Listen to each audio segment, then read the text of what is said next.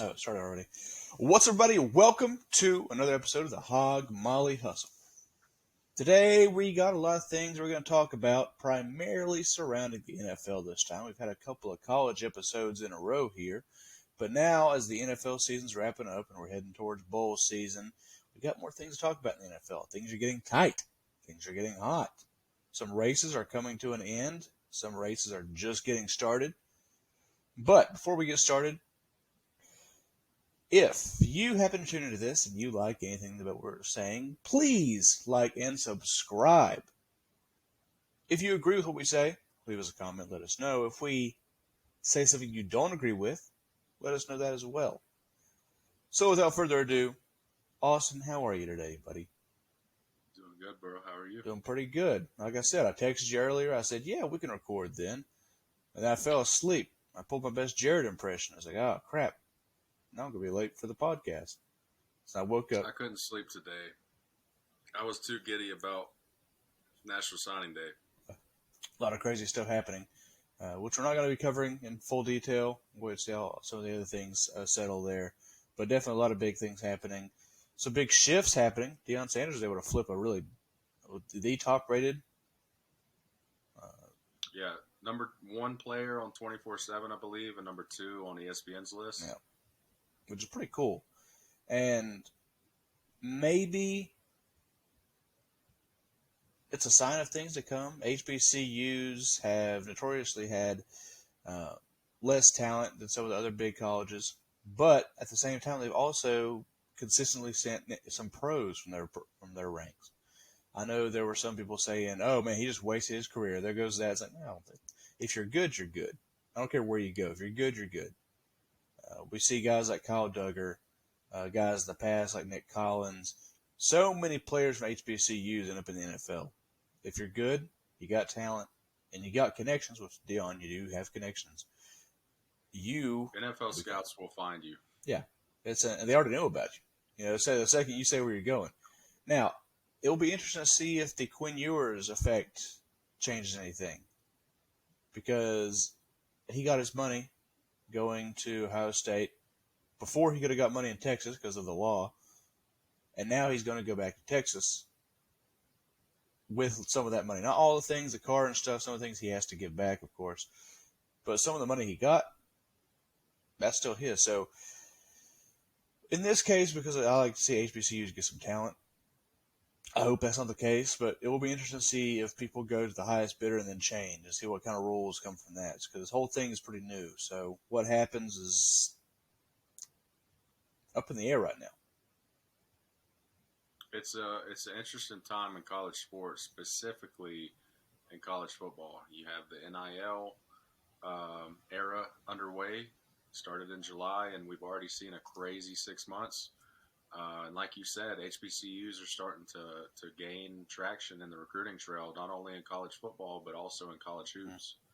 And so it's exciting, honestly. Yeah, and North Carolina actually has one of the biggest HBCUs in the nation. NCA&T, pretty cool. So that's pretty cool. And they have I think it's either A&T or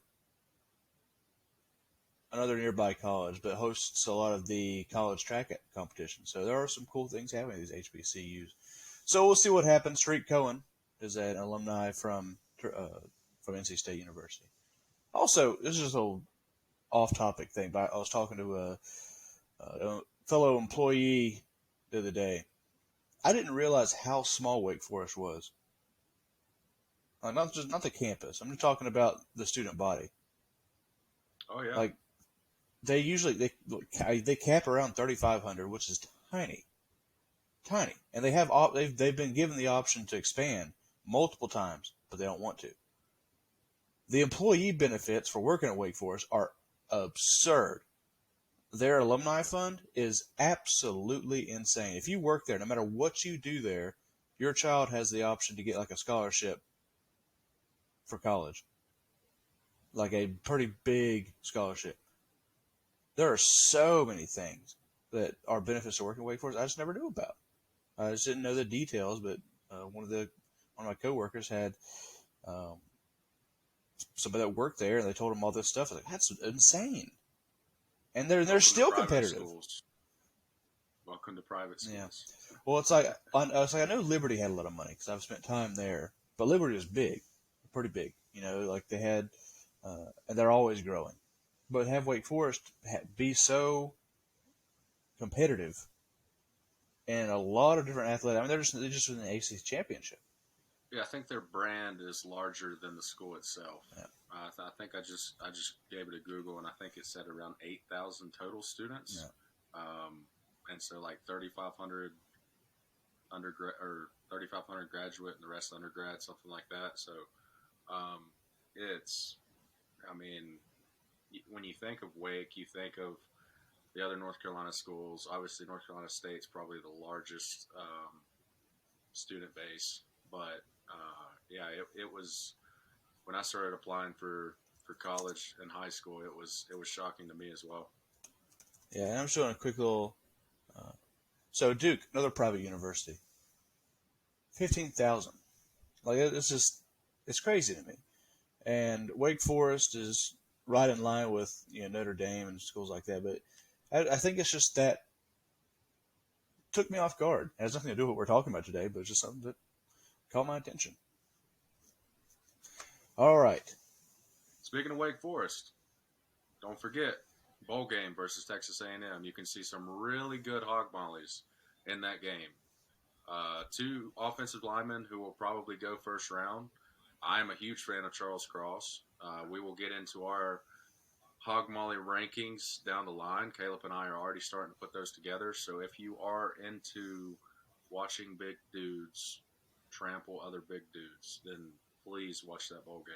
Yeah, it's going to be big. Like we said, we talked about some other ones, but that one's going to be a big one. And that's how you rope it back into what we are talking about. So good job with the segue there. That was all planned. If you guys didn't know, it was all organic. Okay.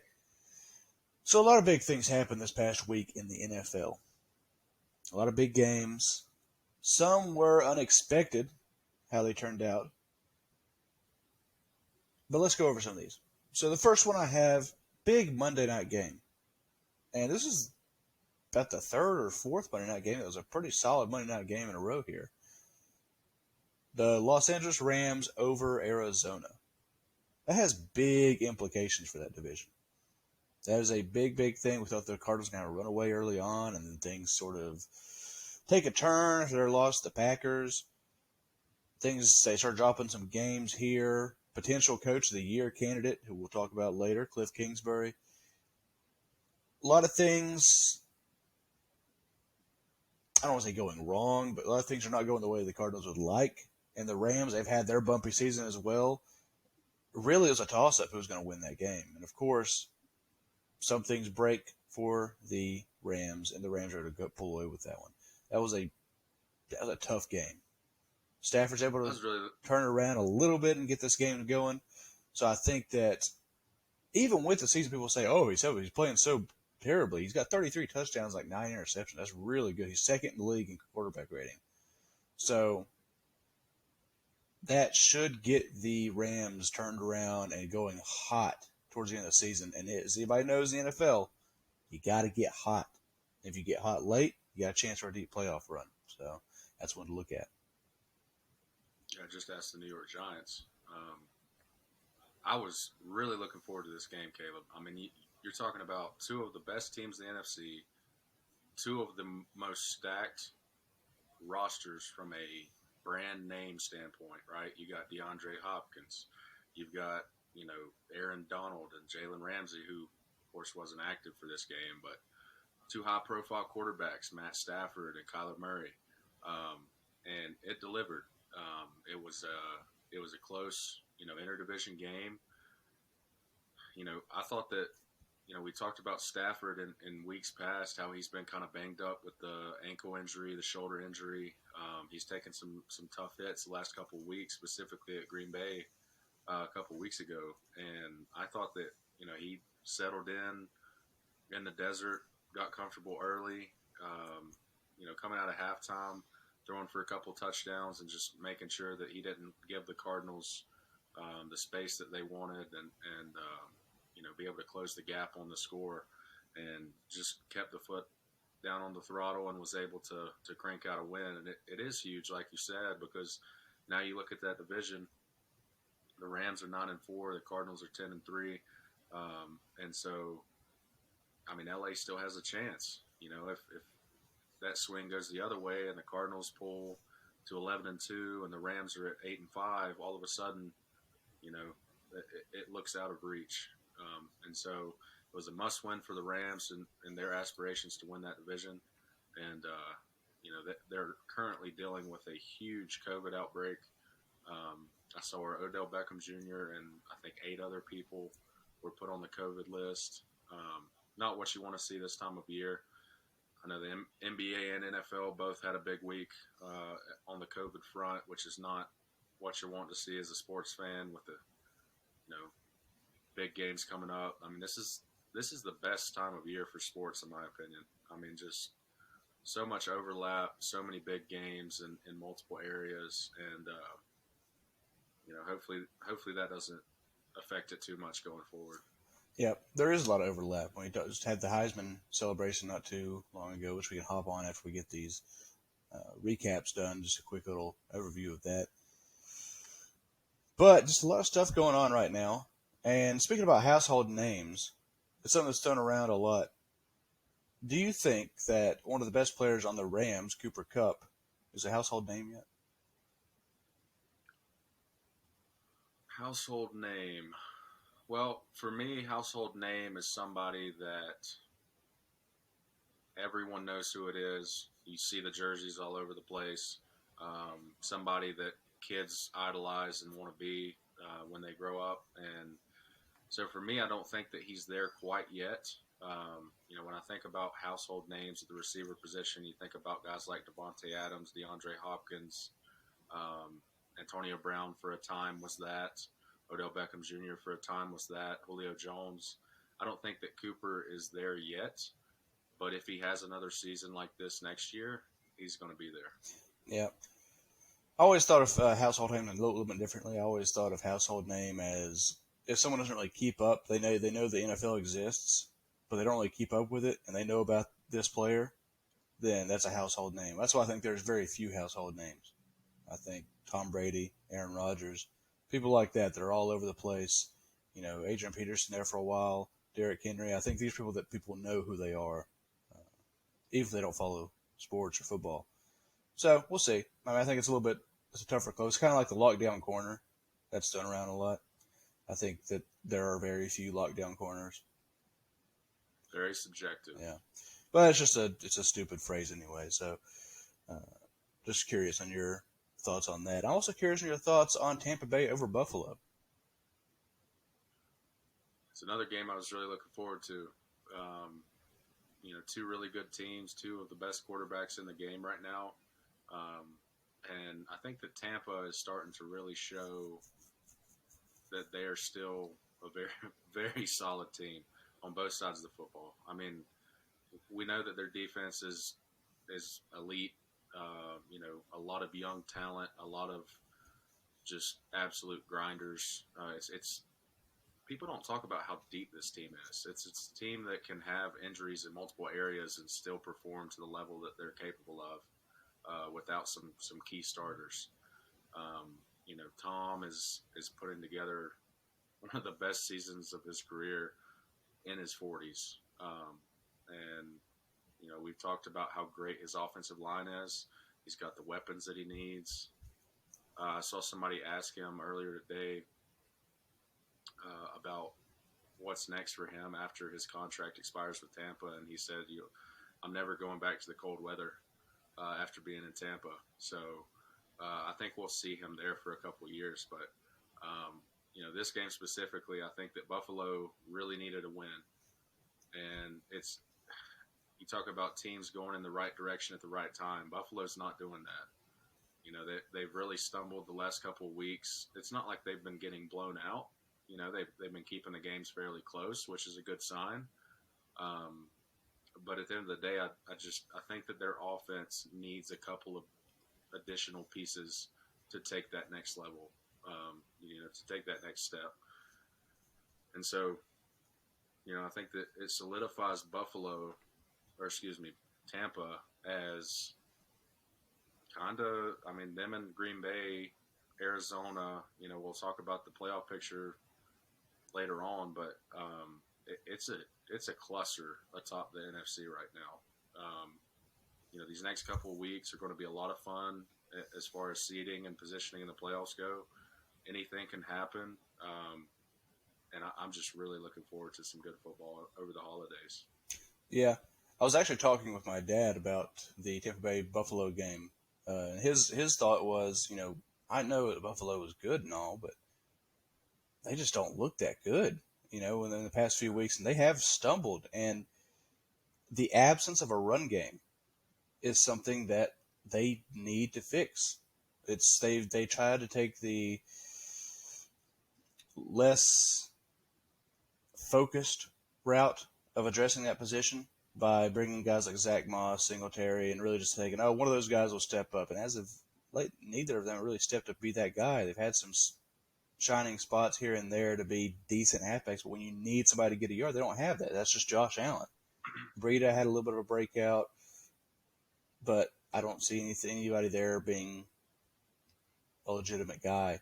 So last year I had Najee Harris mocked to the Bills. I love the look of that. I thought that was a brilliant look for that offense, and that would have been a big, big change for that offense. Of course, not end up being the case, but it is something that's a big issue.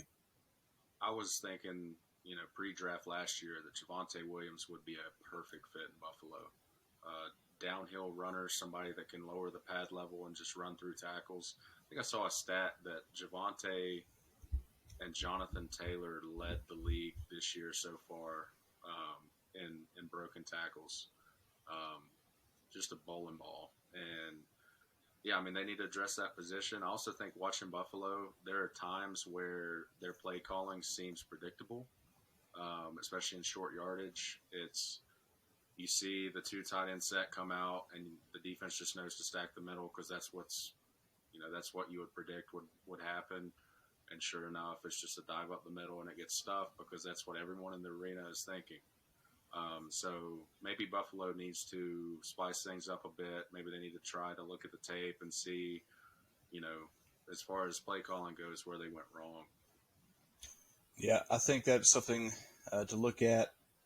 You have to look at when a lot of times when things are being predictable, it's for a reason, and there's not much you can do about it. It's for a reason.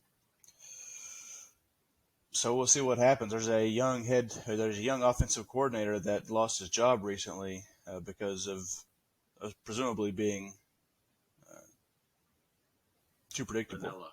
Yeah. So I think there's more to that. Of course, you do as well. Of course, talk about good old Joe Brady, who will get a job very soon. And Dallas beating Washington. Man, I thought that Washington was going to come back and win that one. They're late in the game. Dak Prescott really did not have a good finish to that game. And all sorts of people are questioning, is he back yet? People are questioning some of the things he's been doing this year are just not what Dak normally does. Almost lost this game to Washington. If they had any sort of consistency on offense, probably do lose, but that fell apart there towards the end. But man, that game got really tight at the very end there.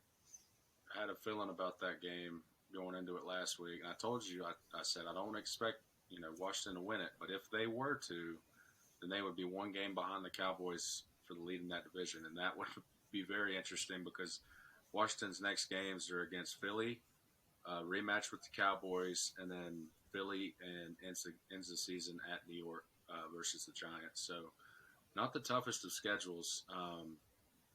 Man, Dallas needed that win. If they give Washington that sliver of hope, I'm telling you, I've seen Ron Rivera's teams do more with less in late season crunches in the past. So Dallas really needed that. Yeah. That would have been really interesting. How about getting hot towards the end of the season? That would have been a big, big pickup for Washington. But Dallas hangs on, and now if they can just get things going the way they need to, they can still be a force in the playoffs, but they got to get some things figured out on offense because some things still look kind of ugly right now. The next one I got to look at is Cleveland over Baltimore. Of course, Lamar Jackson going down in this game. I don't think it's going to be anything serious. Had to get carted off, so people were worried. I even saw some tweets out there in the world that were saying, please take my legs, anything but his, from distressed Ravens fans. But the injury and the lack of Lamar and some other issues in this game ended up letting the Browns stay alive. If they would have lost this, they're done. That's it. There's no way they can get back into it. But now, there's still a chance. Now they're going to have to grind. They're going to have to push. Myles Garrett, Defensive Player of the Year candidate, is going to have to dominate some games. He would set the Browns' single-season sack record, which is pretty cool. He's not too far away when you look at the games that are left to be able to break the season sack record, but that's still got to be a heck of a push to get that. But it's still within grasp, technically. Offense looked a little bit better than it has been, but still has some stumbling blocks they're trying to work on. So Cleveland's a very interesting team going forward. I think that the thing that stands out to me is that Baker Mayfield continues to kind of struggle. You know that shoulder's bothering him. You don't know if it's to blame or if it's just that things aren't working out in Cleveland. So I'll be interested to see how they move forward after this season and into 2022, into that season at the quarterback position, because, I mean, when you're in Cleveland and you haven't had that guy for so long, everybody's seen the picture of the Browns fan with I guess it was like a Tim Couch jersey, and it has taped on like 18 different quarterback names, everybody from Jason Campbell to Deshaun Kaiser, Colt McCoy, all these different, Brandon Whedon, all these different quarterbacks listed off as a revolving door. I think that Baker is probably a step up from that. But if you have winning aspirations and you're in a really tough division, and all of those, well, not all of those, I guess Pittsburgh has been getting ready to retire, but you have Burrow and Lamar in that division, two really proven quarterbacks. It'll be interesting to see if they hang on to Baker or if they go another route. Yeah, I think it is a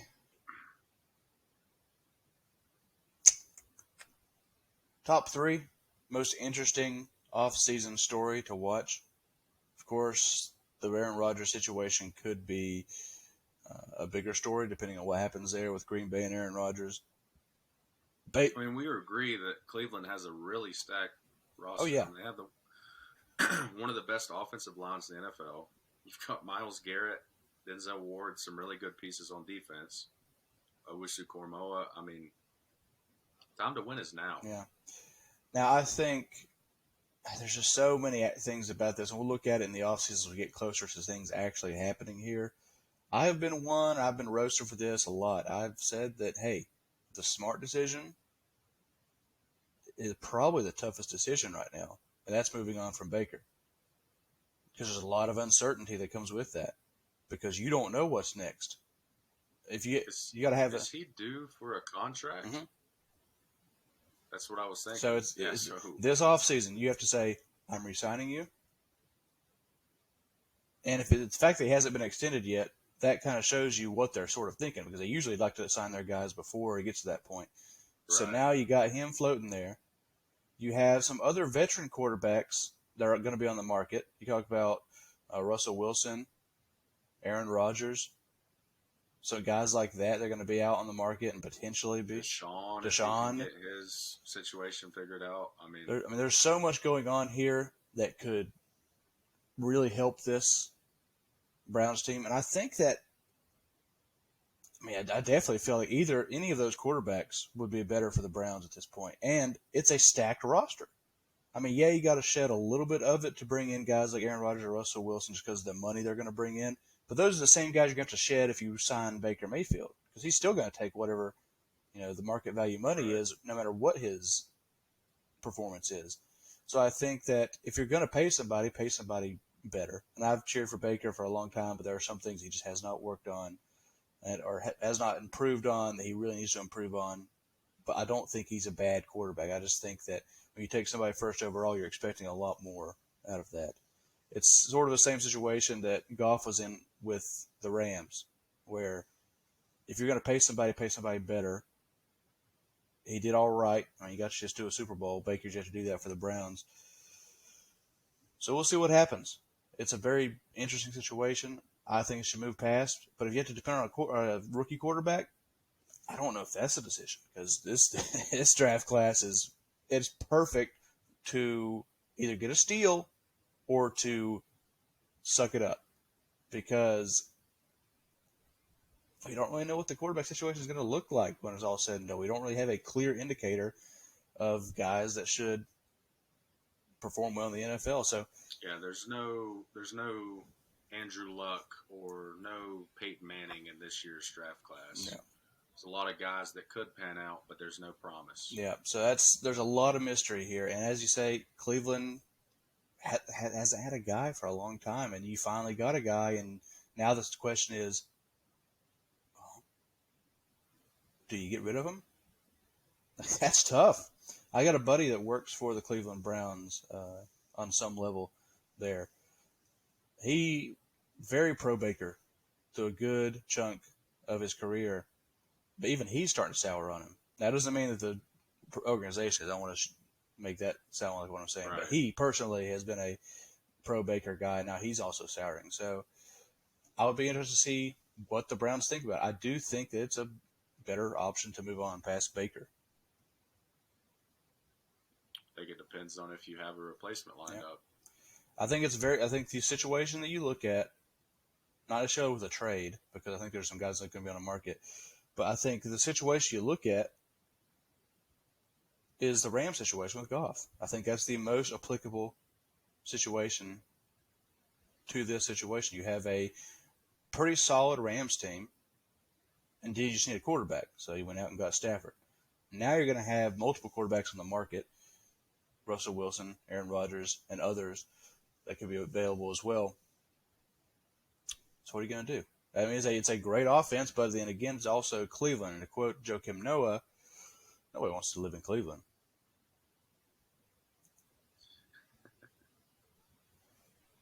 I mean, they got the Rock Hall of Fame. That's kind of cool. Yeah, I mean, there's a lot of cool things in Ohio. Ohio's kind of a football hotbed. It's underrated for being a football hotbed. And Cleveland is actually a pretty good business place still. Like, they have a lot of big things business-wise there, and it's not New York by any means as far as advertisements go, but you got to think. Some quarterback has to think that the challenge of being the guy that brings the Browns to the next level, that's a pretty cool thing to have under your belt. So, developing story, we'll see what happens. As we get closer to the offseason, we'll definitely be talking about that. So we'll pick that one back up a little bit later. Okay. Last game I have here to talk about, and you can throw in some others if I missed any, but Minnesota over Pittsburgh. Staying in the AFC South here, Minnesota beating Pittsburgh is really big for Pittsburgh because that would have been a good one to pick up here with the way that some of these games have been going at this point, just to keep up with Cleveland here and not let them get away with anything. Minnesota beating Pittsburgh. Again, this Minnesota team, we talked about it before, as they were losing these games. I said they shouldn't be losing these games. It's a good team. And now... Just to clarify, Pittsburgh's in the AFC North, not the AFC South. That's the AFC South? Yeah, Oh. That would be weird. Yeah. That would be a lot of unnecessary It would be a lot of travel. It'd be like playing a team in Britain. Well, the Vikings had to bounce back after last week. I mean, that was a rough showing. So, I still say that the Vikings are in a situation, and Vikings fans care to chime in the comments here, but I feel like the Vikings are in a situation where they're kind of stuck in no man's land. They're not good enough to be a contender in that division. Um, they can push for a wild card, but that's kind of their ceiling right now. And they're not bad enough to warrant a good enough pick to really change their franchise. So they're a good team. They're a solid team, a 500 team. But teams like Minnesota and Denver right now, it's like they have a lot of good pieces, but they don't have the complete puzzle. And so they're also not going to get a top 5, top 7 pick to complete that puzzle. So I think that Cousins is signed a couple more years. I think he signed a long-term deal, if I'm not mistaken. You know that Zimmer's a great defensive-minded coach. That defense is always going to be better than the average defense. But that's another team that they've got to figure some things out. Not only are they a good defensive team, this is another thing that compares them to the Steelers, who they ended up beating. But the Steelers draft really well, and usually the Steelers are not super high up in the draft order. So both those teams, Minnesota and Pittsburgh, are not typically in the top 5, not really in the top 10, sometimes in the top 15, around that 15 to 20 range. But they draft well. For the most part, they do a good job picking up good pieces to add to their team. So that's something you got to look at here. So I expect them to keep drafting well. So a couple things to talk about here before we move on to some award predictions as we get closer to that. One, like I said, the Heisman race ended up with Bryce Young winning the Heisman. Number 2, our guy, Aiden Hutchinson. And I don't know the rest of the breakdown. We also had C.J. Stroud and Kenny Pickett there as well. So, unfortunately, didn't get a defensive player to win this. Bryce Young is a very, very talented quarterback. One thing I didn't quite realize is I saw what his height and weight were on the program and online as 6 foot, but man, that 6 foot looks pretty doggone small compared to the CJ Stroud, who was 6'3". I thought, man, that's a little more like 6'6". Like somebody's a little bit taller or somebody's a little bit shorter. And just like Kyler Murray. Kyler Murray was 5'11" at one point, I think his actual measurements are closer to 5'9", which isn't a problem because these guys have been short their whole lives, So it's not a huge deal as far as that goes. There are some limitations. There are some things that you just can't do when you get to the pros, like being able to see over 6'7" offensive linemen. That's just how it is, but you adjust to it, and you can still be successful. And obviously, he's still successful around the big Alabama offensive line. But it is something that will always be talked about as far as quarterbacks go. Yeah, I think that it was exciting, watching that ceremony. Aiden Hutchinson received more first-place votes for the Heisman than third, fourth, and fifth-place finalists combined. So, the Heisman's typically a trophy that goes to the offensive skill player, either running back, wide receiver, quarterback, that just had the most impressive season statistically. And, we've seen some guys hop in there and win the Heisman on the defensive side of the ball. And, I think that Tyrann Mathieu was a finalist, the Honey Badger, back in 2011. He had a great season at LSU that year. But aside from that, in my lifetime, since I've been following college football, there's only been a handful of people who have been a finalist and actually received that kind of support on the defensive line to win the Heisman, which is college football's most prestigious single award. So really excited for Hutchinson. Seems like he's a guy that has just gotten better every single year that he's been at Michigan. He's gotten bigger, he's gotten stronger, faster, smarter. He's improved his pass rushing moves, and he's playing at a level that only a handful of people in college football can match this year. And, I'm excited to watch him in the college football playoff. I think that having him and Ojabo in that type of spectacle, in that spotlight on New Year's Eve, is going to be great for both of those guys and just great for football in general. And I mean, there's even some traction for maybe the Lions getting Hutchinson number 1 overall in the draft. So, huge year for Michigan and specifically our guy Hutchinson. Right. And Hutchinson could possibly go first overall. And Ojabo is also mocked in the first round in a lot of recent mocks. That's a pretty big thing for these Michigan defensive players. There are also a couple of snubs for the Heisman race that didn't get in there. I think sometimes they try to make sure they don't double up on schools, which is why you didn't see Will Anderson. But Will Anderson had a really good season, in a lot of regards better than Hutchinson.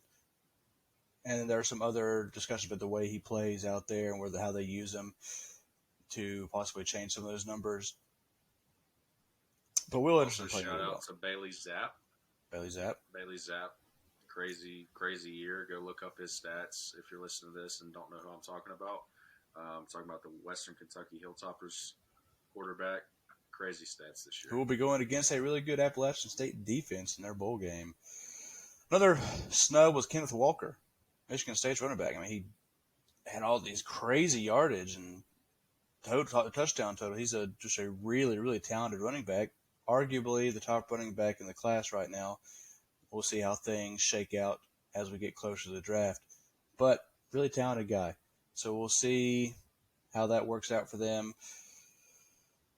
But definitely snubs as far as this go. Another little story that we're going to talk about is the Urban Meyer situation has reached I don't want to say a pinnacle. I don't know if you could refer to it as a pinnacle.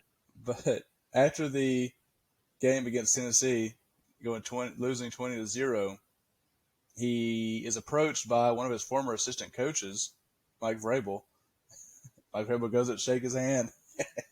And Urban I look like he kind of touches his hand and just says something and just walks off. And just you can just see he's so ticked off. He's so angry. He's never lost this much in his life. He's just not happy to be there. Some people are saying he's trying to get fired so he can get his money. Well, if he's trying to get fired, I think he's doing a decent job. Yeah, and then Shad Khan saying, you know what, we're not going to rush to conclusions here. We're going to ride this thing out. It's like, all right, well, there goes your first overall quarterback because he's not playing well what's going on right now. I don't think that's just – there's a lot of people that are jumping on Trevor Lawrence. And I hate this about the general fan because they say, what a bust. This guy's done. What a bust. It's like, hold on. It's like we're not even done with the first season. And it's like, yeah. He's not having a great season, but there's chaos all around him. And I mean, ask those people to name 5 people on the Jaguars' offense. Yeah, name 5 offensive linemen for them. That's kind of the trouble with going first overall. I mean, not just in football, but in basketball and other sports. Being the first overall pick, you're going to a crappy situation. Otherwise, they wouldn't have the first overall pick. That's literally given to the worst team every year. So, Jacksonville was really rough last year, and adding Trevor Lawrence and a handful of other people, it's not like you can just do that and flip the switch and become this dynamic offense, So, when we saw Peyton struggle in Indianapolis, his rookie year. It's not like Indianapolis was a Super Bowl contender the second that Peyton Manning got there. So, yeah, I mean, calling Trevor Lawrence a bust, 10, 12 games into his career is just absurd. It's not just absurd, it's stupid. 5 to 10 years from now, if you want to have that conversation, sure. I mean, we can have that conversation, but it is way too soon to be saying that right now, as talented as he is. Yeah, we just talked about Cleveland, that situation. It's like, I'd be interested to see how many Cleveland Browns fans would say, I would have Trevor Lawrence right now. So it's a very interesting situation there. I think that not only the roster matters when you're the first overall pick, but also the situation. Talk about the coaching staff, who's there to work with you. What's the division look like that you're in? Of course, that was kind of a plus for Trevor Lawrence. That division was kind of a mess. Don't really know what's up there. Could have been a really good opportunity to pull some games out. He has shown some glimpses of being that first overall pick, he's made some throws that are really, really good. He's got that size, he can move, but they just they're falling apart. They just don't have any consistency right now. So we'll see what happens. I also hate it for receivers too. Receivers also get blasted. Like, oh, what a bust! It's like, well, it takes 2 to 3 years for a receiver to pop on normally. So it's not every chance you're going to get a Justin Jefferson or a Jamar Chase out there is going to burst out immediately. Usually it takes a couple of years, and it's like by that time they're usually somewhere else. So I just hate that kind of stuff. I hate fans. Oh, blah blah blah. Just because it hurt their fantasy football team, they're just like, oh, this guy stinks. So it is what it is. So I hate that. So we'll see what happens with Jacksonville if they can work some things out. But man, I just don't know if Urban Meyer is the answer. Now, that being said, if he sticks around, maybe Urban Meyer's tougher mentally than people want to give him credit for. I just hope through all these negative outcomes, I just hope his heart condition doesn't come back. That would be a terrible thing at this point right now to come back. But they have a chance to get a premier edge rusher at the top, towards the top of the draft here. So that's something that's always been a staple of Urban Meyer teams. So maybe they just need potentially an Aiden Hutchinson. We'll see. Maybe they go on the opposite side of the ball and get a guy like Charles Cross. Or Evan Neal. But we're getting ahead of ourselves. We got plenty of mock drafts ahead of us. So we'll look at that. These are some of the things that we're giving a hint of towards the offseason. So before I hop on with these award predictions, let me say, if you've stuck around, popped in at any point, and you like what we're saying, give us a like, subscribe even. If you disagree with or agree with anything we say, please leave us a comment. Showing your support, showing your love. I think that's a heart. All right. So now we got some awards to look at. And we might disagree on some of these. We might agree on some of these. And some of these might have some long shot players that could come into the discussion here. First up, we have the MVP race. I'm going to say mine. You go ahead and say yours, and we'll alternate here. First, I got Aaron Rodgers, and my Packers fandom has no impact on this at all. There are other options here. Statistically, a lot of the MVPs have been second-year quarterback guys in recent years, so Herbert could potentially make a push here if he's able to finish strong, but I think it's really a two-man race at this point for the MVP between Rodgers and Brady. And Rodgers is playing really well. He doesn't lead the league in passing yards and touchdowns, but he does have 27 touchdowns to 4 interceptions, and he leads the league in passer rating. So very efficient, working really well with what he's got. That offensive line is a mess. We'll talk about that a little bit later. A lot of things at the receiver. I've had Devontae Adams be healthy, which is nice. This final dance has been a little bit weird. They've had a good defense, but then they all had some injuries on defense, so things don't work out on defense. This Packer team is not exactly what we expected overall. They've had some injuries, had something they got to deal with, but that one consistent thing, even with an injury, is Aaron Rodgers. And I think that he is going to finish out the season strong and take back the MVP for back-to-back MVPs. Well, he's going to have to finish the season really strong because he's currently tied for fifth in touchdowns with 27. My pick to win the MVP, and this is not something that I enjoy saying, but it's Tom Brady. Tom leads the league in passing touchdowns, even though he's like 78 years old. He's got 36 touchdowns. Second is Matthew Stafford with 33. And then Justin Herbert, as you mentioned earlier, having a tremendous season. He's got 30 touchdowns. On the yardage side, Tom has 4,100 yards right now and still has some room for growth in these last couple of weeks. I feel like the Bucs offense is kind of hitting their stride at the right time, which is what you want to see. Not what I want to see as a Panthers fan, but leads the league in passing yards by about 200 yards. Derek Carr's second. Justin Herbert is fourth with 3,800. So as you said, he does have an opportunity to go there. But I feel like this is an award that typically goes to the best statistical quarterback. that year, and I think that the voters typically value um, quantity over quality. And I think that Rodgers, missing some time earlier in the year might come back to bite him in this award Yeah, race. we'll see. Now, and like I said, we've talked about this before. I said I really like Justin Herbert. At the beginning of before the beginning of his professional career, I was in the minority.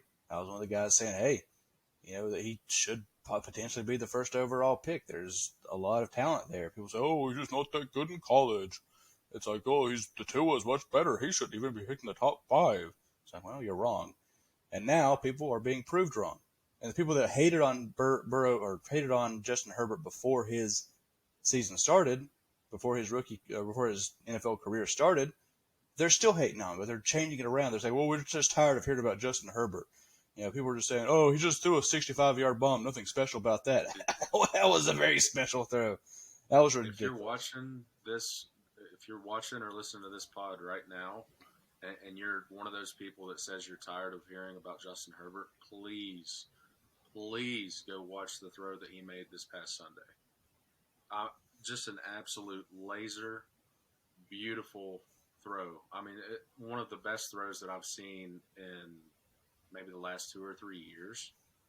Just an absolute laser, and he's fun to watch. I mean, that's another team kind of like the Browns that has a stacked roster. They just kind of underperformed in years past. I think they're starting to kind of figure it out, which is not good for the Chiefs. But it's great for us as football fans because that division is always great. Yeah. So, like I said, a lot of the MVPs in the past 5, 8-ish years have been second-year quarterbacks, so he's got that going for him. If he can get this Chargers team going getting really hot towards the end of the season, that could be huge for the Chargers. Also, a short little thing about the Chargers here. Did you see Joey Bosa's celebration? Yeah. The little tea bag and the accidental lay down. That was great. I mean, the refs are like, what's he doing? I don't understand what he's doing. So he got away with it because they didn't know what the sack celebration meant. I thought it was kind of funny and creative. All right, this is where we might have a little bit of a change here. We got to run through some of these. Coach of the Year. So I've got Cliff Kingsbury. This is an award that could go several different directions depending on how these last couple of weeks shake out. But I think if the season were to end today, the Cardinals, we knew they were in a tough division. I think that most of us did not anticipate them having the best record in the NFL for most of the season, if not all the season. And so Kingsbury coming in, this is his second or third year. Really getting established with Kyler. They brought in weapons for him. They even brought in some guys to help on the defensive side of the ball, namely J.J. Watt, that's been injured for weeks now, sadly out for the season. But, DeAndre Hopkins has had a great year, and I saw that he's going to miss the rest of the regular season with a sprained knee. But I think that this is an award that it's kind of relative to expectation. I think that Kingsbury, as it stands right now, would definitely be my pick. Kingsbury's a good one. I think he was also somebody that was potentially on his way to the hot seat because they say, all right, we've got all this stuff going. Now you got to start winning games. And they did start winning games. But they got a lot of adversity to go through, so this could be a big legacy achievement for Kyler Murray to keep this team afloat and keep them winning games here towards the end of the season, especially with those injuries. So that's a good one. And mine is a little bit different. Mine is Bill Belichick. I think that there were very few people that expected the Patriots to have this big of a bounce back season, potentially be the first seed in the AFC. We'll see how that goes towards the end of the season. I wasn't expecting them to have this potential level of success. I was expecting to have a bounce back because they still have a pretty good roster. Still got great coaching on both sides of the ball. But I was also kind of hesitant. I didn't know what to expect from Mac Jones, but I did know that if Mac Jones could run that offense, they could have a real chance to succeed here. I felt that way about Cam too, but of course Cam could not run the offense, and they decided to let him go. So now they got Mac Jones, who's playing the offense really well, and sometimes that offense is just not passing the ball, as we saw against Buffalo, where they just hand the ball off. So as long as you can hit the throws when you need to hit the throws, I think that's all you need. And we'll talk about Mac Jones a little bit later, but I got Bill Belichick because I think he deserves it. I do think Cliff Kingsbury might have a better chance to get it just because of the LeBron James effect for Bill Belichick, saying that because of the narrative, right? yeah, because it's Bill Belichick. Everybody talks about him, and of course, he and Cliff Kingsbury kind of had a little bit of a jerk fest back and forth where they were talking. Oh yeah, Cliff's a really great guy. I think he's a pretty good guy. And Bill Belichick's the best. So all that sweet nothings that they say in the press conferences. So we'll see what happens there. But I do think the LeBron James effect will play a role in this. It probably might end up being Cliff Kingsbury depending on how the season ends. But Bill Belichick needs to be in the discussion. It's just he deserves to be in the discussion. Offensive Play of the Year. We're going to start changing up things a little bit here. I'm going to go with Cooper Kupp. There are a lot of things uncertain about the Rams, but one of the things that has been consistent and certain about the Rams is that Cooper Kupp's going to be open most of the time. And he's playing really, really well. We ask if he's a household name yet. I don't know if he is a household name. I don't know if I can go to my mom and say, hey, did you hear about Cooper Kupp? About what? A couple what? But he's playing really well. And I don't think people realized how good he was. And the loss of Art Woods stinks. OBJ is starting to get the hang of things in Los Angeles, so we'll see what happens. But he's been a consistent piece and a very good pickup for the Rams. However long ago was he's drafted. He's a really talented. He has all the things you want. He can move. He's got size. He's got really good hands. And after he catches it, he can make plays.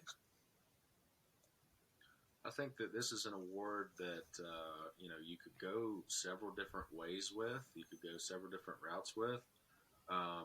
But Cooper Kupp, like you said, he leads the league in receiving yards and receiving touchdowns right now. And in yardage, he leads by 200 yards. Second place is Justin Jefferson with 1288. Kupp leads with 1489. That's a pretty substantial margin there. So I definitely think that he has a chance. I'm going to go with someone else who has separated themselves at a different position, and that's Jonathan Taylor, running back for the Indianapolis Colts. This is a guy who I was really high on, in the draft, and watching him go to that Indianapolis offense where you have guys like Quentin Nelson to block for you. As a unbiased fan, I was really excited for him. Thinking about the possibility of him, one of the most versatile backs in that draft, to get the touches necessary to really blossom. Right now, he's got 1,300 yards. Second place is Mixon with just over 1,000. Derrick Henry, who's missed several weeks now, is still fourth on the list with 937. I think that we both agree that this is an award that he probably would have literally ran away with. Yeah, this is the runner-up award for the Offensive Player of the Year. So, if Henry doesn't get hurt, then I feel like he definitely wins it. But Taylor currently leads the league in rushing touchdowns and rushing yards. I think that he's had a huge season, and I think he's about to add on to it these next couple of weeks. So I'll go with Jonathan Taylor there. Yep. For my fantasy team, I'm also happy with Jonathan Taylor being on my dynasty league. That's something that I'm very happy with. Things turn out the way they have.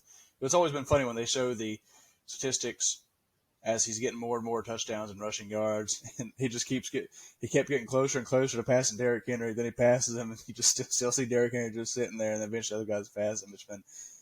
He's just ridiculous, man. And hopefully this is not a thing that's going to keep happening as far as injuries go for Derrick Henry. Defensive Player of the Year, who you got? I'm going to go with the current sack leader, a guy that's missed time, but it doesn't seem to matter. He just racks them up. T.J. Watt. That's all I got. Oh. That's all you need all right, is T.J. Watt.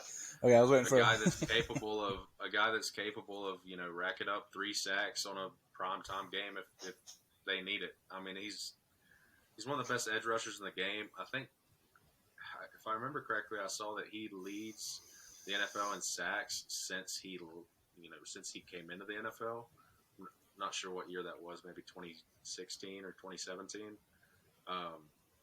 So he's a big deal. Yeah. I never would have thought that he would be as good as he is. You know, watching him get drafted and make the Steelers roster and everything and become a starter, it was like, okay, yeah, he might be okay, but he's never going to be J.J. Watt. Now, you can make a serious conversation as to TJ being the better Watt, especially mainly because of longevity. He's just a stud. It's definitely a conversation to have, and it's one of those picks that I was super, super pro TJ Watt that draft. When he came in, I said, that's who I want. I want this guy and nothing else. They didn't end up getting him, unfortunately. They went another direction to go back and look and see exactly what happened there. It's not burning in my memory. But, man, I really wanted TJ Watt. Now, would he have developed the same? Who knows? He would have had Clay Matthews on the other side at that time, so it would have been interesting to see. But he is playing really well. I do think when it's all said and done, he has a very good chance to be the better statistical Watt. So we'll have to see what happens there. Okay, moving on to the Rookie of the Year awards. One of those I feel like is pretty straightforward. The other one hasn't. Wait. Who's your defensive player of the year? Oh, that's right. Who you got? That's right. Thanks for me. I'm going to stay in the AFC North, not South, and I'm going to go with Myles Garrett. He's a freak, a phenom. There was some discussion about being who's the best edge rusher. I think the pure edge rusher, you look at Myles Garrett and some things he can do athletically. Just the things he's just a monster. He has the length, he has the speed.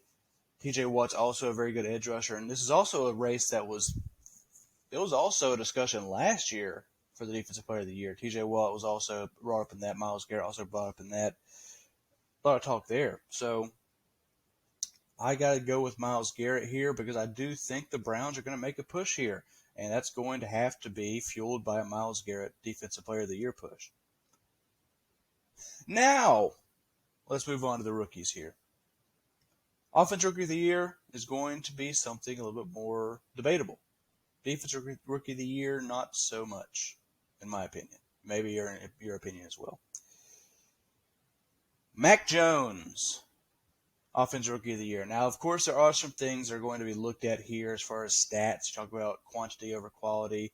If they have too many more games where he's passing 3 times, might not be able to do that. But still, a rookie leading a team that was out of the playoffs and making this Patriots team play as well as they are, that's got to carry some sort of weight. There are other options out there for guys that have better statistics. I'm sure you'll talk about somebody with better statistics here.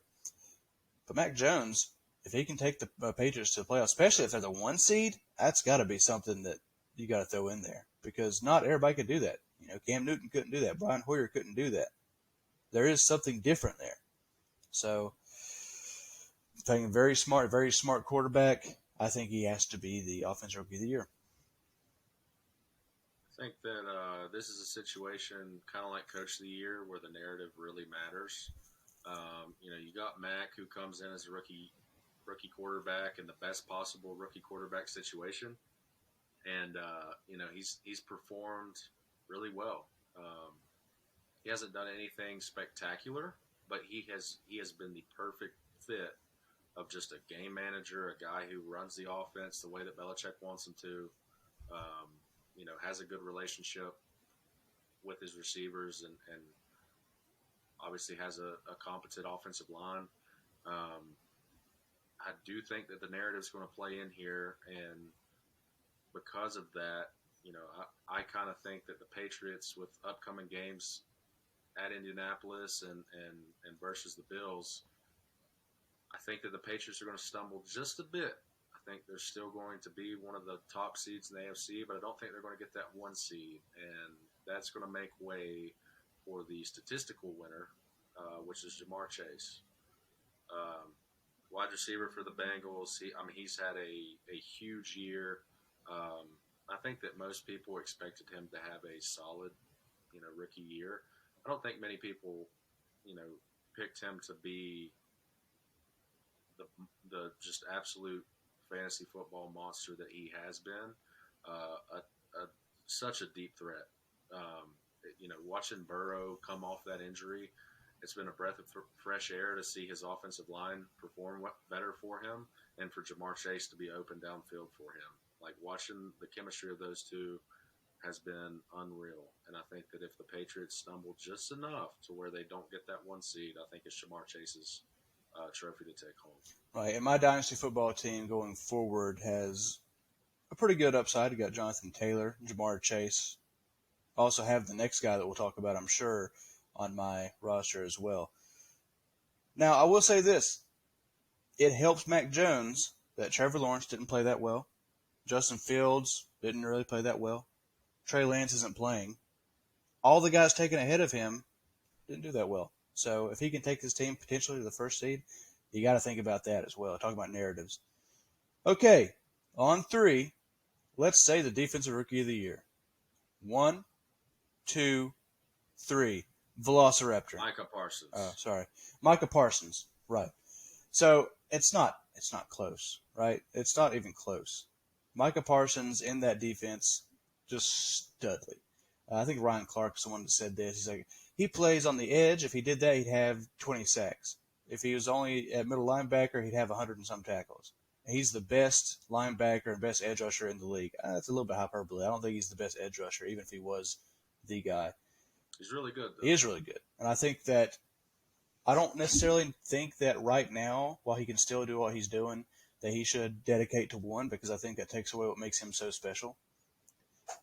But eventually he will settle into one just because of the way things change. And you can't be in this same defense every year of your career. So eventually something's going to change. You're not going to be in this multiple defense where you're being used everywhere.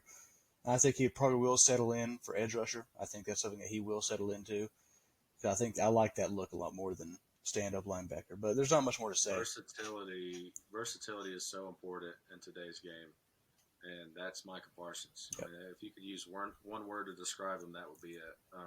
Looking at the current odds, just to see who would maybe be the runner-up, Vegas has Micah Parsons as a minus 6,600 odds to win that award, which is really good odds. Really good odds.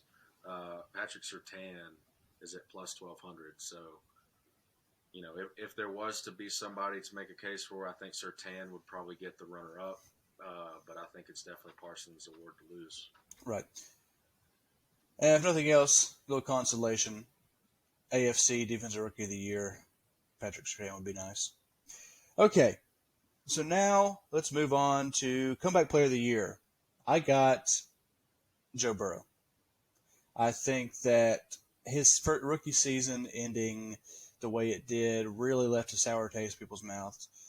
It was something really nice to see them come out really hot early on and kind of slow down. He's had that pinky injury, that ugly pinky injury he's had to deal with. But he's played pretty well.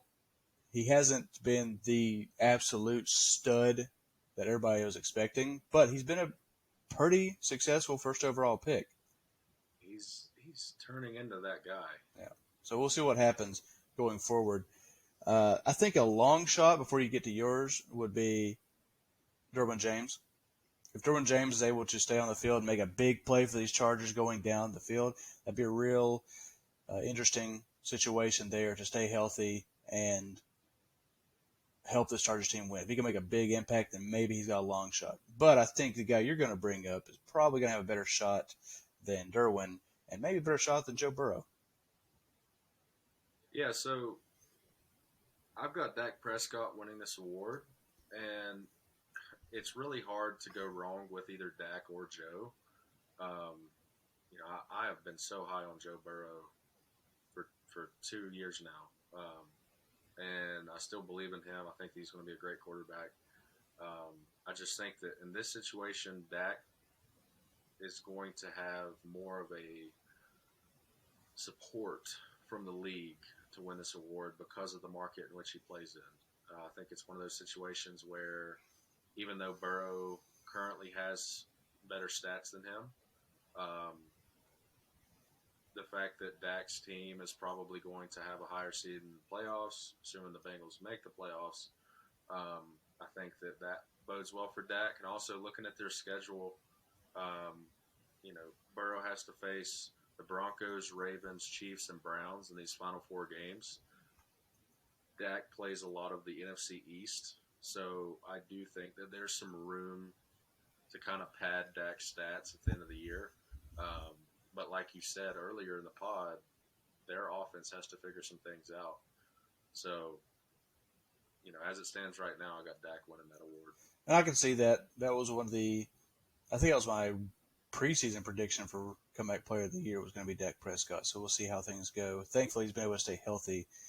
But there are some issues with some of the mechanics, some of the things people are looking at when they look at Dak Prescott. All right, let's move on to our big boy shout-outs. We got to get things rolling here. We're still on time, pretty good time. So, for my offensive big boy shout-out, I'm going to do a little bit different here. I'm going to shout out the entirety of the Packers' offensive line right now, but I'm going to highlight 2 players in particular. So the Packers' offensive line's had a lot of shuffling around. Now they have Bakhtiari and Elton Jenkins out. They also have some issues with some shuffling up of Myers not being there at center. So they have a lot of things switching around. It's just a mismatch of offensive linemen. But 2 guys that really need to be highlighted here, Joshua Nijman, left tackle, filling in for Bakhtiari. He had not had a lot of experience starting, going to be playing a pretty big role down a pivotal stretch for the Packers. And then, of course, Royce Newman, a rookie, filling in for Elton Jenkins at left guard. You still got Patrick Lucas in the right guard, but those 2 are the guys that are playing the biggest role here. Of course, you have Billy Turner on the right tackle as well. So a lot of big things happening for the Packers here, a lot of things that are going to make this an interesting road towards the end of the season. But got to shout out those guys because that's tough in this situation to fill in for guys, some established guys here. That's tough to do. Now on defense, Marlon Davis.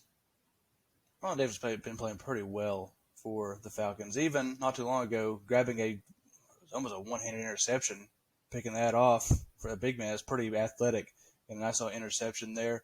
Playing a pretty good season. Of course, the Falcons themselves are not having all that great of a season. Perhaps better than some people were expecting the Falcons to have, but still not that good. So the Falcons' big mystery there, but what isn't a mystery is that Marlon Davidson is probably going to be a pretty solid defensive lineman for somebody, whether it's the Falcons or somebody else as time goes on. I think I saw a stat. Don't quote me on this, but I think I saw a stat where Davidson was the first player in NFL history to have his first sack and first interception both against Brady, which is that's a very niche stat. Yeah, I mean, it was during the broadcast of the Panthers game, and which is crazy, but it's also kind of it's surprising, but it's not surprising considering the fact that Brady has been in the NFL since like 1874. So yeah, Davidson is a behemoth. He is a big boy. I'm going to talk about another big boy on the offensive line. This big boy turned 40 this week, and so he's over the hill, and still one of the elite offensive tackles in football. Andrew Whitworth of the Rams, a guy who he could literally be the stunt double for the Mountain in Game of Thrones. He's like, 6'6", 6'7", huge guy, huge frame, and watching him handle edge rushers, guys like Myles Garrett who have this super strong bull rush, as well as some of these 3-4 edge rushers that are technically linebackers that are walked up on the line of scrimmage. Doesn't matter the situation. Whitworth rolls up his sleeves and he goes to work, and I admire the heck out of that man. That's somebody that I would watch his tape years ago when I was still in high school, to kind of. Bengals Whitworth at that point, right? Right. So, yeah, it's been a long time. So it's awesome to see a guy that old still doing his thing at such a high level. And, I'm sure that Matt Stafford is appreciative of him. And so it's just awesome to see him at that age. Is he the first? I saw a stat about him being the first 40-year-old to start at offensive tackle. I think so. Yeah, yeah, that's what they said It's during the crazy. broadcast. So it's unheard of. I mean, it's a tough position. It's something to where you rarely see people be effective at that age. His technique is Uh, impeccable. yeah, Like it's absurd. Like you talk about guys that fail in the at tackle in the NFL, like the young guys come in, and a lot of it is due to not being able to move around. Well, if a guy at 40 years old is able to move around and use his technique to keep guys in front of him, guys sometimes like you look at some of the guys like Chandler Jones potentially on him, and big guys in his division, especially who he plays throughout the season. Like that's not easy. I mean, young guys can't keep up with these guys, but that just shows you how technique and your drop matters. How much that matters. It's crazy. That's what gets me about Whitworth. It's just wild. he's remarkably agile, and I don't think that people understand that at that age, it has to be partially that you're just a really smart offensive lineman. Your physical capability is not what it was when you were 25 or 30, but you've been around the block. You've seen everything that could be thrown at you, as far as blitz packages, as far as different swim and rip and different techniques. There's nothing in the NFL that he hasn't seen off the edge. So he was very pivotal in that game on Monday night. Had some great blocks, for giving Stafford extra time to throw it deep. The OBJ touchdown, I think it was that throw where Whitworth kind of came out of nowhere and picked up an edge rusher, or a blitzing backer off the edge. That if he doesn't make that play, it's Phoenix is exploding with noise instead of the Rams celebrating on the sideline. So big shout out to Whitworth. On the defensive side of the ball, we're going young, the complete opposite of Whitworth. We're talking about a guy who was born when Whitworth was like graduating high school. Jalen Phillips, first rounder for the Miami Dolphins. First round pick in the 2021 draft. Big frame, 6'5", 255. I believe he's out of Oklahoma. Does that sound right? Miami, right? Miami, yeah. Him and Greg Russo. Yeah, the hometown guy. That's right. And so he's had a really good year. I think he has like 9 sacks on the season. So he had 5 sacks in the last 2 weeks. So I mean, it was tempting enough to use him last week as my example, but 3 sacks against the Panthers last week, 2 sacks this week against the Giants. I had to give him some respect. I mean, you don't get 5 sacks in 2 weeks and not get me to talk about you on this podcast. So super excited for him. Miami needs some mainstay on that defensive line. They need some guys who can need some juice, create pressure. Exactly. They need that shot in the arm that gets him going. So he's only like 22 years old, so I think that he can be that, moving forward. Yeah. And hopefully he's able to stay healthy. One of the biggest concerns about Phillips coming out of college, people say, well, they say he's clearing away the best edge rusher in this draft class people are talking about, but he could end his career with one more concussion. So he's had a lot of head injuries, reportedly, through his career, to the point that might not take that much more to end his career, which is a really scary thought. And that scared a lot of people away, not the Dolphins, to be able to pick him in the first round. Because that was one of the discussions. People said, well, who do you feel more comfortable with, Greg Russo, or you look at Greg Russo, or you look at Jalen Phillips, both Miami guys. But he stepped in when Russo took a little bit of time off there, and he played fantastic. That was what helped him get to the first round. So hopefully he's able to stay healthy, and hopefully he's not plagued by any of those concussion injuries or anything that's going to shorten his career, because he is very fun to watch. And the Dolphins definitely need that going forward. And we'll do more prospect talk in the coming weeks. We have a lot of stuff planned, a lot of exciting stuff planned. I'm excited to get started with it. I hope you are as well. So lastly, we'll finish up. We got about 15 minutes here to hit our max time. But a preview of some of the games. Los Angeles Chargers versus Kansas City. That is huge. That's a huge game, okay? They beat the Kansas City Chiefs earlier, which is pretty big. But now they need to beat them again. And this is even bigger because now both of them are really hot. You don't have The one from Chiefs have won 6 straight, and 2 of those wins were absolute beatdowns of the Raiders. I sort of say the Oakland Raiders. So we talk about for a second that the ball is on the Raiders to line up at midfield before the Chiefs game and make this statement. They just get completely obliterated by the Chiefs. I love that. you can't do that and lose the way that they did. I saw somebody on Twitter say this is going to go either really, really well or it's going to go really, really bad. And it definitely went really bad.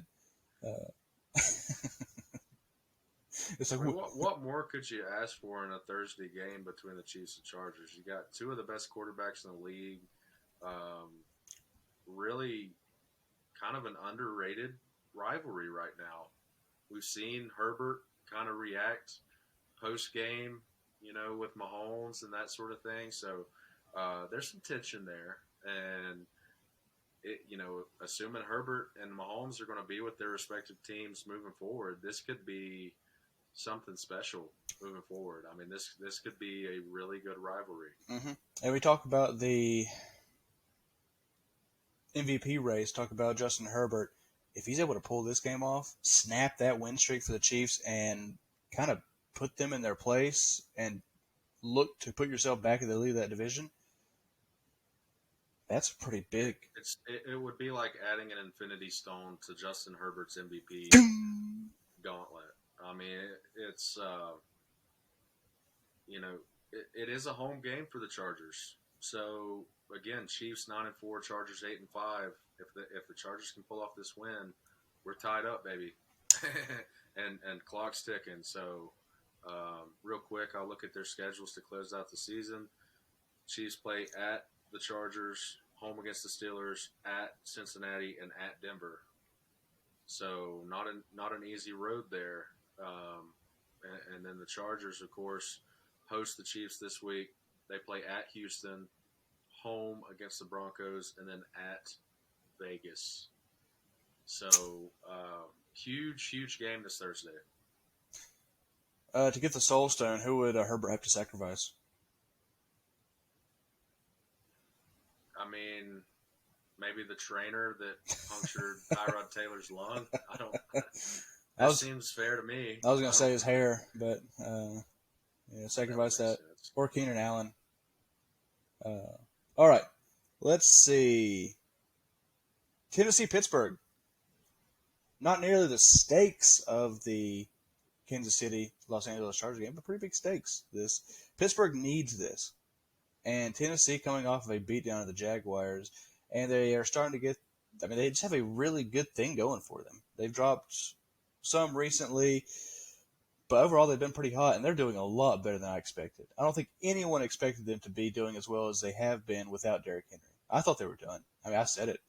I'm gonna eat some crow on this too, because I said they were done. Because how could they not be done? Derrick Henry is everything they got, and now they play against a tough Pittsburgh defense that needs to win this game. We'll see what happens. Pittsburgh's season is on life support, and the Titans have the chance this week to pull the plug. It's a very gruesome analogy. Well, I mean, it's football, man. It's a hard with your Christmas game. Tree right behind you. It's, it's the season, But yeah, I mean, I think that you're onto something there with Tennessee, right? Derrick Henry goes down, and not only fantasy managers of Derrick Henry, but Titans fans and just people around the league in general just assume, well, Tennessee's goose is basically cooked. I mean, there's no way that they're going to be as good or better of a team with him gone. I'm not saying they are. I'm just saying they have performed at a level that no one expected after Henry's injury. I think that Vrabel deserves some consideration for Coach of the Year.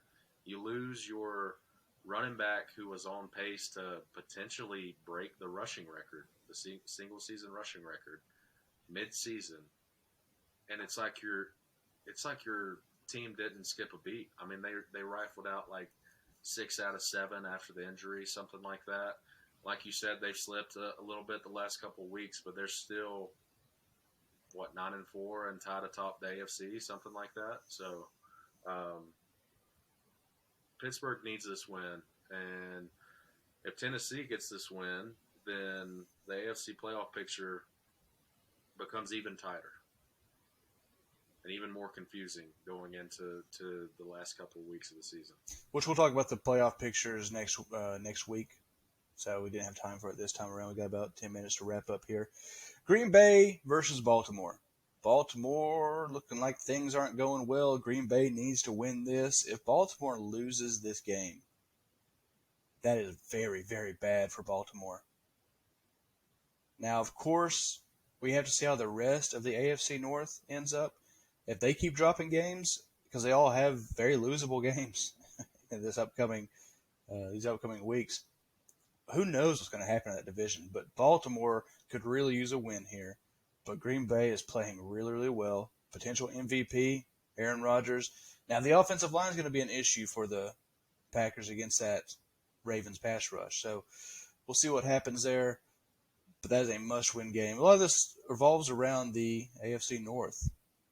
Yeah, well, you mentioned that pass rush. It is worth noting that Calais Campbell's questionable with a thigh injury. It's also worth noting that the Ravens' offense might not be 100%. Villanueva, offensive tackle, we've seen, year after year, put together a pretty solid year at offensive tackle. He's questionable with a knee injury, and then Lamar Jackson, obviously, with the ankle injury. Knowing Lamar and the competitor that he is, I feel like he'll probably tell the coach to tape him up and just let him go. But we'll see. I mean, stranger things have happened. If Lamar does play, then I think that should be one of the better games on Sunday. 4:30. I'm looking forward to it. Yep. Stranger things have happened. There's actually 2 seasons of it, to be exact. But there's 3? Yeah. Did 3 just come out, or is that... if you haven't watched it, go binge it. It's incredible. Is it... maybe I watched it. I don't know. Is that the Never-Ending Story one? Believe so. Okay, yeah, I have seen it, yeah. Never-Ending Story. Okay. So now we got a few to run through here. Seattle at Los Angeles. The Rams can't afford to lose to the Seahawks right now. And the Seahawks, they don't really have much to play for. They're out of the race. But Russell Wilson's playing a little bit better. He's starting to really kind of get back into the flow of things. Had a pretty good game this past week. And I think, if nothing else, any Seahawks fan would love to see the Rams get punched in the mouth here. So we got to see what happens there. They still got some issues at running back, the Seahawks do. But could be a big game. They're trying to play spoiler, like you said. They're trying to go into LA, into that nice, new, fancy stadium, and upset a lot of people. So, the Rams need to understand, McVay needs to let his guys know that this is strictly business, and this week is pivotal for them and their aspirations to win the division and beyond that. And so I would expect that the Rams will probably be ready for Russell. Yeah. And let's see, I got a couple more here. New England versus Indianapolis. That's a big one. They got to win that one. New England needs to get that. If they drop to Indianapolis, that's not a very good look for them. Indianapolis is a talented team. They just have a lot of talent around that roster, and that's not something to scoff at. So this is not an easy win. So they need to pick this up. Indy has one of the best offensive lines in the NFL. Quentin Nelson is back. He pancaked a guy on the Texans and offered to help, I think it was on the Texans, and offered to help him up. He said, "Hey man, you good?" Like, yeah. yes sir.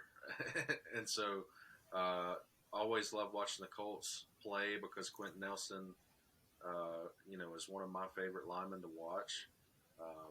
One of the best guards in the league, and just an absolute dog at the line of scrimmage. And if you're into that kind of thing, this is a great game to watch. We saw the Patriots and Bills go at it in the trenches in tough weather earlier this year. They're going to be in Lucas Oil Stadium, so they won't have to worry about the cold and the rain or snow, I guess. But still, the Patriots and Colts are two of the better, hard-nosed trenches, football teams. And so that's Saturday night, 8:20 in prime time, and which is awesome because, like I said, best time of the year. You've got Saturday football now. So Saturday football season, boy. Games, that on top of the bowl games that you already had, App State and Western Kentucky at 11:30 Eastern time. You've got the nightcap with, I believe it's UL Lafayette and Marshall. So, I mean, yeah, my remote control is going to have a tough week. I'm going to be clicking that thing quite a bit. Yeah, it's going to be rough. Eric Fisher's playing pretty well for the Colts as well. Now, how much would you lose your stuff if Linderbaum ended up on the Colts? Dude, I mean, imagining Linderbaum and Quentin Nelson on a counterplay, pulling around the right side, that's the type of stuff that I think about, like when I'm trying to go to bed and I'm just like, I thought you were going somewhere else. When I'm dreaming about like offensive line glory, like hang it in the livree, like that's what dreams are made of right there. They would be my favorite team to pick. Yeah, I'm not French. It would that would be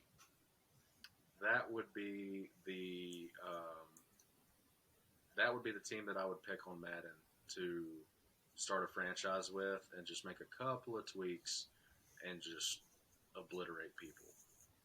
Yeah, it's very interesting. Braden Smith doesn't get a lot of credit, but he is also a big part of that offense. And the last one I have here is more of a what-if type of game. It has a little bit of an impact, but I don't expect it to really hit on that impact, and that's New Orleans versus Tampa Bay. I think that if Tampa Bay were to lose that, that's huge for Tampa Bay. If they were to lose this game to a division opponent they shouldn't lose to, but you know how division games go, anything can happen. So, yeah, I mean, and with a Sean Payton movie coming out, starring Kevin James. Kevin James, yeah. Well, so anything's possible. Anything's possible. If Kevin James could be Sean Payton, anything's possible, right? So they could beat the Bucs. So we'll see what happens. You got anything else? It's yeah. I just want to say that it, again, each week means so much right now. You got three-way tie atop the NFC with the Packers, Bucs, and Cardinals. And so if any of those teams, they don't want to slip up and cost themselves, you got a three-horse lead or a three-horse race in the AFC with the Chiefs at 9-4. We talked about their big game against the Chargers. The Chargers win this game. They put themselves in the conversation for that one seed. And then, of course, the Titans are 9-4 and the Patriots are 9-4. So Patriots got some big games with the Colts and Bills coming up. And then they have it on cruise control. They finish with the Jaguars and someone else that's not very good. So a lot of good. Oh, the Dolphins. A lot of good football left to be played. This is the start of bowl season. Everybody just grab some eggnog. Call in sick to work if you have to. Take a vacation day to finish out the year, whatever, and cozy up on the couch and watch some good football. Yep, this is what football fans love. It's the beautiful part of the season. Everything's tight. Everything's getting closer to wrapping up, and that's all we got today. So my producer's saying, hey, we got to hurry this thing up. Our hour and a half's almost up. So if you like what you saw, if you happen to tune in, make sure you like and subscribe. If you agree or disagree with anything we say, make sure you leave a comment in the comment section above, below, left, or right, wherever it may be. We'll be back next week, same time probably. And we will be talking about the playoffs this time. We pushed it off a couple of times. But with that being said, thank you all for watching. All 2 viewers that we normally have. We'll be back next week. Hogmolly Hustle, signing out.